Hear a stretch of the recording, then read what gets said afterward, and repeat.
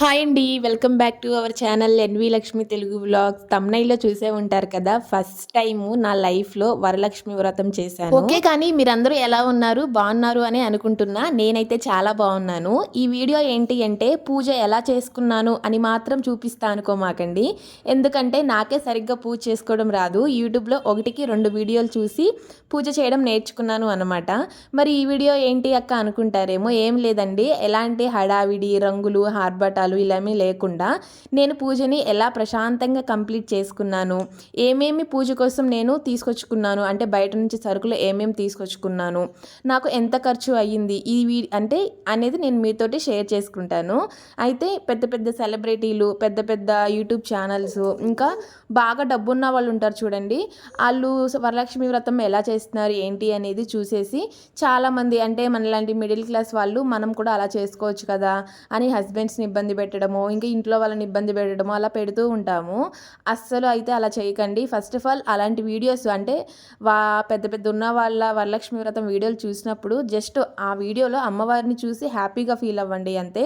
అలా మేము కూడా చేసుకోవాలి అని మాత్రం ఫీల్ అవ్వమాకండి. నాకు తెలిసి ప్రతి ఒక్కరూ నిన్ననే వరలక్ష్మి వ్రతం చేసుకుని ఉంటారు. చేసుకోవడం కుదరని వాళ్ళు ఇంకా నెక్స్ట్ శుక్రవారం చేసుకుంటారు ఏమో. మార్నింగ్ చేసుకున్నా, ఆఫ్టర్నూన్ చేసుకున్నా, ఈవినింగ్ చేసుకున్నా సరే, అంటే మార్నింగ్ 6 కల్లా చేసుకోవాలి అంట, ఆఫ్టర్నూన్ ఏమో 12 తర్వాత అంట, మళ్ళీ ఈవినింగ్ ఏమో 6 తర్వాత అంట. సో మీరు ఈ 3 టైమ్స్లో అంటే ఎప్పుడు చేసుకున్నా సరే ఫస్ట్ మీరు ఫ్రెష్ అయిపోయింది. ఫ్రెష్ అయిపోయిన తర్వాత మీరు ఏదైతే అమ్మవారికి ప్రసాదాలు చేయాలి అనుకుంటున్నారో అవన్నీ కూడా అంటే ఒకదాని తర్వాత ఒకటి స్టవ్ మీద పెట్టేసుకోండి. నేనైతే ఇక్కడ పరమాన్నం పెట్టేశానండి. పరమాన్నం పెట్టేసిన తర్వాత ఇంకొకటి స్టవ్ ఉంటుంది కదా మనకి, దాని మీద అయితే చింతపండు ఉంటుంది కదా, అది మిక్సీ పట్టేశాను నానపెట్టేసి. ఇంకా అది అయితే ఆయిల్లో మంచిగా ఫ్రై చేసుకుంటున్నాను. వాటర్ అంతా పోయే వరకు ఫ్రై చేసుకోవాలి కదా చింతపండులో. ఇంకా చింతపండు పులిహోరకి చింతపండు స్టవ్ మీద పెట్టేశాను. పరమాన్నానికి అయితే ఇంకా పరమాన్నం రెడీ అవుతూ ఉంది అనమాట. చింతపండు కొంచెమే కాబట్టి మాడిపోతుంది ఏమోననేసి దగ్గరుండి అయితే దాన్ని చూసుకున్నాను. ఇంకా చింతపండు అయిపోయిన తర్వాత అంటే చింతపండు గుజ్జు మంచిగా ఫ్రై అయిపోయిన తర్వాత వైట్ రైస్ అయితే పెట్టేశాను పులిహోరకి. ఇంకో పక్క చెప్పాను కదా పరమాన్నం రెడీ అవుతూ ఉంది అని. ఇంకా అలా వంట అవుతూ ఉండగా మనం ఇంకో పని చేసుకోవచ్చు. లేవడంతోనే, లేదు అంటే ఆఫ్టర్నూన్ చేసుకున్నా, ఈవినింగ్ చేసుకున్నా, మేము ఇంటి ముందు ముగ్గు పెట్టిన తర్వాతే ఏ పనైనా స్టార్ట్ చేస్తాము అని ఇలాంటి సెంటిమెంట్లు అయితే అసలు పెట్టుకోమాకండి. త్వరగా ఒక పని తర్వాత ఒకటి అయిపోవాలి అంటే అక్కడ వంట అవుతూ ఉంటే ఇక్కడ మనం గుమ్మం పూజ చేసుకోవచ్చు. యాక్చువల్గా ఫస్ట్ గుమ్మం పూజ చేసుకున్నాకే లోపల ఏదైనా చేస్తాము. కానీ ఇలాంటి హడావిడి టైంలో, ఇలాంటి వ్రతాలు, పెద్ద పెద్ద పూజలు చేసుకునే టైంలో మాత్రము ఓ పక్క వంట అవుతూ ఉండంటే ఇక్కడ మనం గుమ్మం దగ్గర ముగ్గు పెట్టుకోవడమే కానీ, గుమ్మానికి అంటే పసుపు కుంకుమ ముగ్గులు పెట్టుకోవడం చేసుకోవచ్చు అనమాట. ఇక్కడ చూసారా స్టిక్కర్స్ నేను అతికిస్తున్నాను. పూజ కదా కొంచెము ఇంకా గ్రాండ్ లుక్ ఉంటుంది గుమ్మం దగ్గర అనేసి నేను మీషోలో అయితే అవి ఆర్డర్ పెట్టుకున్నానండి. మీకు కూడా కావాలి అంటే ఒకసారి డిస్క్రిప్షన్లో చెక్ చేయండి, నేను లింక్ ఇస్తాను.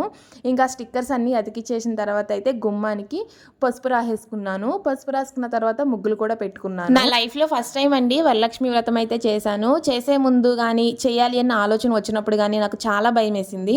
అంటే ఏదో డైలీ పూజ అయితే చేసేస్తాను కానీ అలా దీపం పెట్టుకుని హారతి ఇచ్చేసేసి ఇంకో కొబ్బరికాయ కొట్టేసేసి మనకు వచ్చిన అంటే వండగలిగితే ఏదో ఒక ప్రసాదం వండి ఇలాగ చేస్తానే కానీ మామూలుగా ఇలాగ పెద్ద పెద్ద పూజలు ఇలా వ్రతాలు చేయాలి అంటే నాకు అవ్వదండి. నాకు భయం వేస్తుంది ఫస్ట్.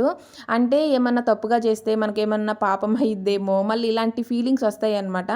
కానీ కొన్ని వీడియోలు అంటే పూజారులు ఉంటారు కదండి, వీళ్ళ వీడియోలు చూసిన తర్వాత వచ్చి రాని వాళ్ళ పూజనే ఎక్కువ అమ్మవారు ఇష్టపడతారు అన్నది విన్నాక ఇంకా సరేలే నాకు వచ్చినట్టుగానే నేను చేయిస్తాను, ఇంకా తప్పు లేకుండా మ్యాక్సిమం తప్పు చేయకోకుండా పూజ చేయడానికి ట్రై చేస్తాను అని ఈ వరలక్ష్మి వ్రతం అయితే స్టార్ట్ చేశాను.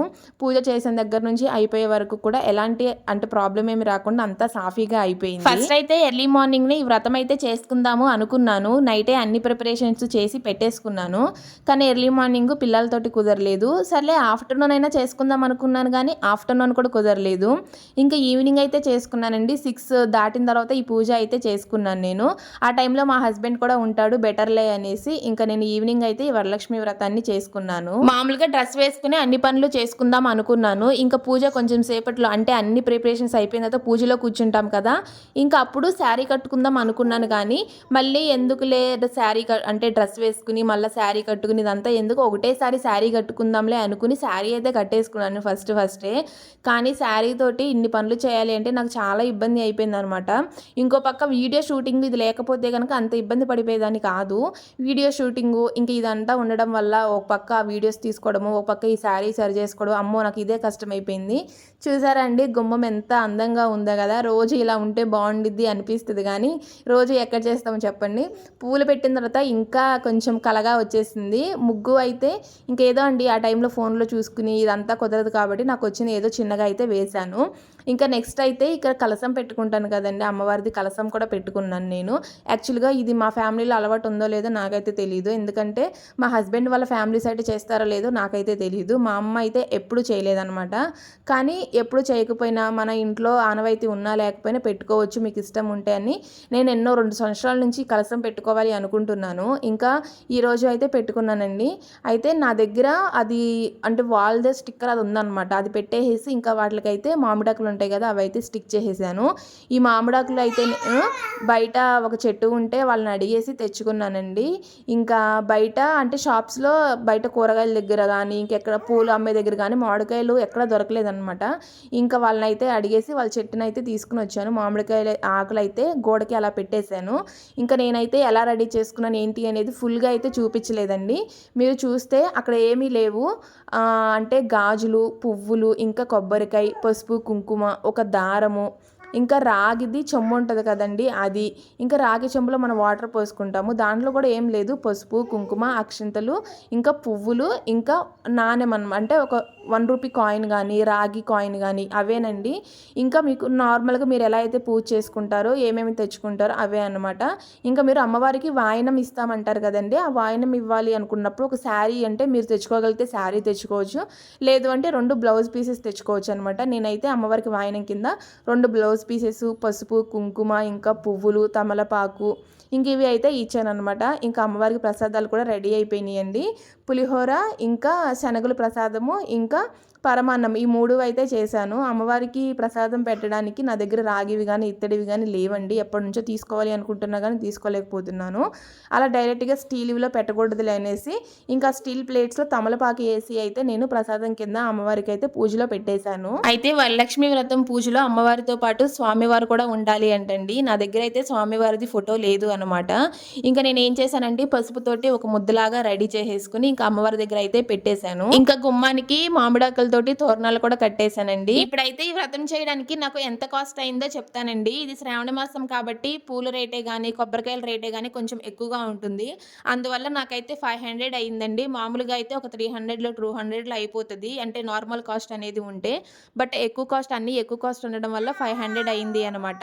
ఓకే అండి, ఈ వ్రతం మీకు ఎలా అనిపించింది, అంటే నా వరలక్ష్మి వ్రతం ఎలా అనిపించిందో కామెంట్ చేయండి. Bye bye.